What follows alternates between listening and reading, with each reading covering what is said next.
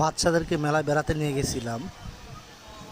বাচ্চারা এই খাবারটা দেখে অনেক দূর থেকে এই খাবারটা খাবে আমাকে দেখে দিচ্ছে, আমি বুঝতে পারতেছি না। তো কাছে গিয়ে দেখি এটা এমন একটা খাবার, আমি ভয় পাচ্ছি। কেমন যেন ধোঁয়া বের হচ্ছে, কোনো ক্ষতি হবে কিনা আশঙ্কা কাজ করছে আমার ভিতরে। তো অনেক বাচ্চারা খাচ্ছে, আমি দোকানদারকে জিজ্ঞাসা ওর মুখে একটা দাও।